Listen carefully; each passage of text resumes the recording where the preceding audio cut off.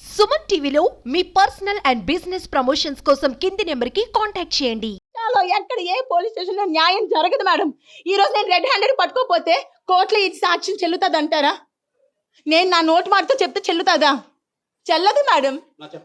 నేను అమ్మాయిని love marriage చేసుకున్నాను. నా పేరెంట్స్ కి కూడా ఏమీ తెలీదు. నక్షత్ర పేరెంట్స్ ప్రతి విషయంలో పర్సనల్ గా ఇన్వాల్వ్ అవుతున్నారు. అది నాకు నచ్చడం లేదు అనేది ఆయన వెర్షన్. మేడం అంటే కూతురు లైఫ్ ఒక అమ్మాయితో తిరుగుతున్నాడని నేను మా ఇంట్లో అమ్మ నాన్నకి చెప్పుకోకపోతే ఇంకెవరికి చెప్తాను మేడం?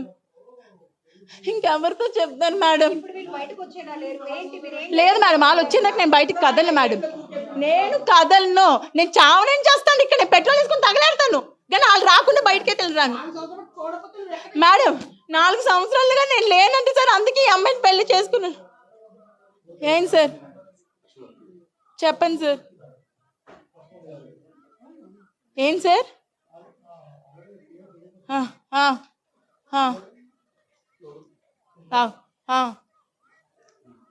సార్ ఈ నిజంగా లా తెలిస్తే వాయిస్లో కూడా ఫారెన్సిక్ ఉంటుంది, వాయిస్లో కూడా ఫారెన్సిక్ ఉంటుంది సార్.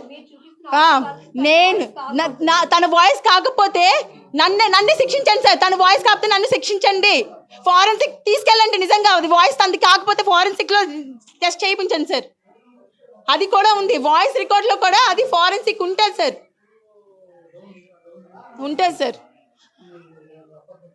అది సార్ ఆడొక పెద్ద కామందుడు సార్. ఆడికి అమ్మాయిలు కావాలి, రోజుకు వర్జిన్ కావాలని భార్యతో నాతోనే చెప్పాడు సార్.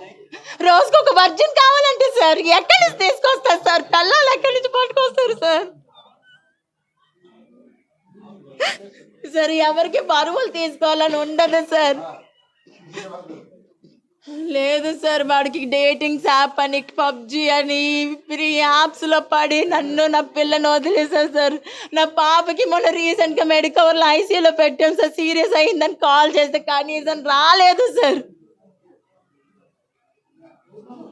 ఏం చేయమంటారు చెప్పండి సార్? మీరే ఇంత నీచుని ఏం చేయాలి చెప్పండి? వాయిస్ తంది కాకపోతే ఫోరెన్సిక్ నేను ఇస్తాను సార్. దీన్ని ఎక్కడి దగ్గర తీసుకెళ్తాను. సుప్రీంకోర్టు ఇచ్చింది కదా సార్ అడల్టరీ లీగల్ అని. చెప్తున్నాడు అదే కదా, అడల్టరీ లీగల్ అంటే ఇలా పిల్లలు ఉన్నప్పుడు కూడా అడల్టరీ లీగలా సార్? నన్ను మ్యారేజ్ చేసుకున్నాడు, నన్ను ఎలా మ్యారేజ్ చేసుకుంటాడు సార్? నన్నుతో నేను డివోర్స్ కూడా పిటిషన్ వేయలేదు సార్.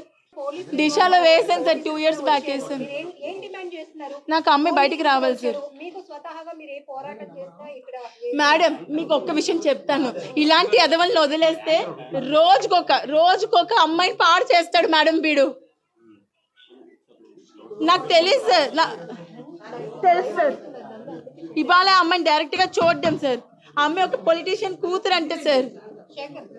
పోలీసులు కూడా మీరు చూస్తున్నారు, అతను తేజ్ బయటకు వచ్చి మాట్లాడేందుకు కూడా ఇష్టపడటం లేదు. లోపలికి వెళ్ళి ఆయన కూడా డోర్ లాక్ చేసుకున్నాడు. ఇక్కడ నక్షత్ర పోలీసుల్ని ఆశ్రయించింది, మీడియా వాళ్ళని కూడా ఆశ్రయించింది, మీడియా వాళ్ళని ఆశ్రయించింది. తర్వాత అతను లోపలికి వెళ్ళి డోర్ కూడా ఓపెన్ చేయడానికి ఇష్టపడటం లేదు. సో ఇక్కడ మీరు చూస్తున్నారు, యూనిఫామ్ లో ఉన్నటువంటి ఒక కానిస్టేబుల్ వచ్చినప్పటికీ కూడా అతను ఏమాత్రం రెస్పాండ్ అవ్వడానికి ఇష్టపడలేని పరిస్థితులు. నక్షత్ర చెప్తోంది, తాళి కట్టిన భర్తను కావాలని కోరుకుంటున్నాను. నేను ఒకరితో పెళ్ళయింది, అతనికి ఆల్రెడీ పాప ఉందని తెలిసి కూడా మరొక అమ్మాయి నాకు పొలిటికల్ బ్యాక్గ్రౌండ్ ఉందని, లేకపోతే నాకు చాలా పెద్ద బ్యాక్గ్రౌండ్ నాదని చెప్తూ తనే నాకు కావాలంటూ ఆ అమ్మాయి ఇతనితో ఉండటం కూడా ఇక్కడ మనం చూస్తున్నాం. ఇది ఒక హౌస్ ఎన్విరాన్మెంట్ కూడా కనపడుతోంది. ఇక్కడైతే తేజ్ మాత్రం ఇది ఒక ఆఫీస్ అని, ఆఫీస్ పర్పస్ లో అమ్మాయి వచ్చిందని చెప్పే ప్రయత్నం చేస్తున్నప్పటికీ కూడా నక్షత్ర చెప్తున్నట్టు ఆ అమ్మాయితో పాటు ఆ అమ్మాయిని మెయింటైన్ చేస్తూనే పెళ్లి కూడా చేసుకుని ఇక్కడ అపార్ట్మెంట్ తీసుకున్నాడు. అపార్ట్మెంట్ లో ఉన్న ప్రతి ఒక్క ఎన్విరాన్మెంట్ కూడా ఒక ఫ్యామిలీ రన్ అవుతున్నట్టుగానే కనపడుతోంది.